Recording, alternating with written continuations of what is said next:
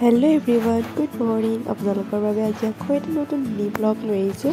এয়া হৈছে আজি ৰাতিপুৱাৰ ব্ৰেকফাষ্ট।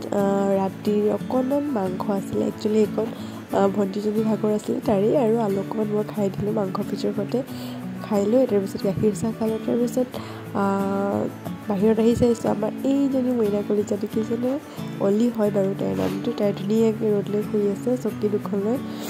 তাই মোৰ বহুত মৰমৰ জানেনে। একচুৱেলি মোৰ ছোৱালী জন্ম হোৱাৰ আগতে মই ইহঁতকে পাইছিলোঁ প্ৰথম, সি আৰু ইহঁত মোৰ খুব মৰমৰ। তাৰপিছত ভাইটিৰ অমিতা আছিলে, সেইখিনি পাৰিলে বেচিবৰ কাৰণে লৈ গ'ল ঘৰত থকা ভাইটিকে।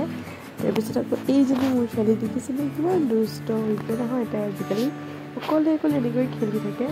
আৰু আজি ঘৰত মানে ইটো সিটো কামত সহায় কৰি দিয়া ভাইটি এটা আছে, তো সি বোলে আজি মই তাইৰ কাৰণে কিবা সেই কুঁহিয়াৰ খাল বুলি কয় নেকি এইখন আমাৰ ফালে, ভাইটিকে সেই ছোৱালীজনীৰ কাৰণে এইখন বনাবলৈ লগতে মোৰ খুৰায়ো আহি অলপ হেল্প কৰিলে তাক বনোৱাত। আৰু তাৰপিছত এই দেখিছিলে লিলি, সেইজনী আমাৰ ঘৰৰে হয়, তাইৰ নাম লিলি।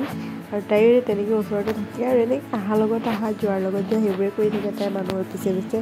এইজনী দেখিছেনে একেবাৰে লাষ্টত তাই এতিয়া ঘূৰি আছে, ধুনীয়াকৈ খেলি আছে। সেয়াই আৰু লগত দেউতা আৰু সেই ভণ্টিজনী মানে মোৰ খুৰাৰ ছোৱালী হয়, তাই সহায় কৰি আছে। আৰু মাহী আজি মানে তাই প্ৰথম মানে তাত চলাইছে যে তাই অলপ ভয়ো খাইছে বাৰু, সি অলপ বহি দিয়ে।